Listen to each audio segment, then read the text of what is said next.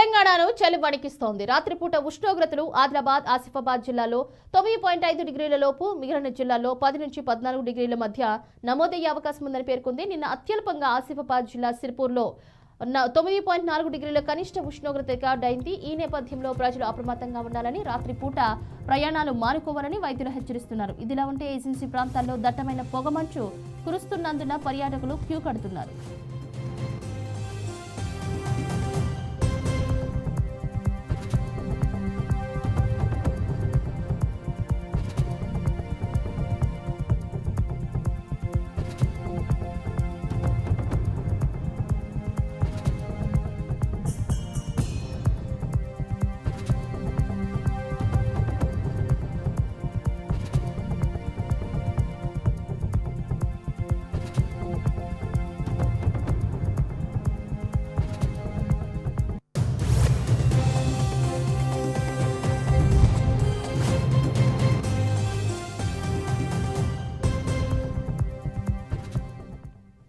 తెలంగాణను చలి వణికిస్తోంది. రాత్రిపూట ఉష్ణోగ్రతలు ఆదిలాబాద్, ఆసిఫాబాద్ జిల్లాలో 9.5 డిగ్రీల లోపు, మిగిలిన జిల్లాల్లో 10 నుంచి 14 డిగ్రీల మధ్య నమోదయ్యే అవకాశం ఉందని పేర్కొంది.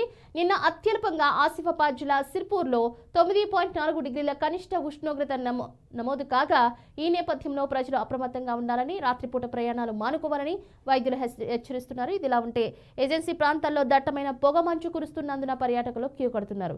ఇక ఇదే అంశానికి సంబంధించి మరింత సమాచారాన్ని మా ప్రతినిధి శ్రీనివాస్ ఫోన్ లైన్ ద్వారా వివరిస్తారు. శ్రీనివాస్, గుడ్ మార్నింగ్ సృజన.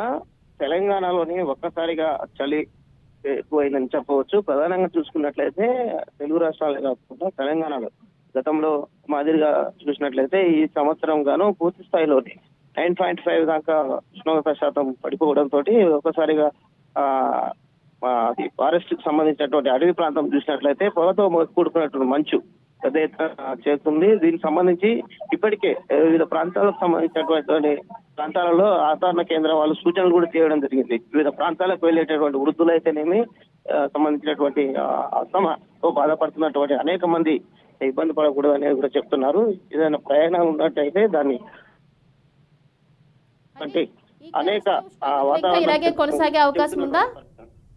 ప్రధానంగా చూసుకున్నట్లయితే గతంలో పోల్చినట్లయితే ఈ సంవత్సరం ఎక్కువ ఉండటంతో తెలంగాణలో కాకుండా తెలుగు రాష్ట్రంలో ఉన్నట్టు వాయుగుండం ప్రభావం కూడా ఈ చలికి ఉంటుందని కూడా వాతావరణ కేంద్రం చెప్తున్నారు.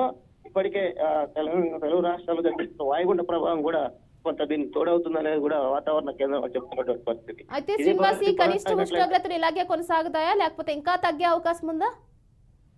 ప్రధానంగా చూసినట్లయితే కనిష్ట ఉష్ణోగ్రత గత సంవత్సరాన్ని పోల్చినట్లయితే ఈ సంవత్సరం ఎక్కువగానే ఉంది. ఇది కంటిన్యూషన్ కావడానికి కూడా ప్రధానంగాను వర్షపాతం కానీ సంబంధించినటువంటి వెదర్ కు సంబంధించినటువంటి విధానాల్లో మార్పు ఉందనేది సైంటిఫిక్ గా చెప్తున్నటువంటి వాతావరణ కేంద్రం వాళ్ళు దీనికి సంబంధించి సూచనలు చేస్తున్నారు. దీనికి సంబంధించిన కొనసాగే విధానానికి ప్రజలు కూడా అప్రమత్తంగా ఉండాలని కూడా చెప్తున్నటువంటి పరిస్థితి. ఈ వాతావరణంలోని మార్పు రావడానికి అనేక కారణాలు, దీనికి ముందస్తుగానో చర్యలు తీసుకోవాలి. ఈ విషయాలని పూర్తిగా ప్రజలు కూడా గమనించాలనేది చెప్తున్నటువంటి పరిస్థితి. Tiruchandra. Okay, right. Thank you so much Srinivas.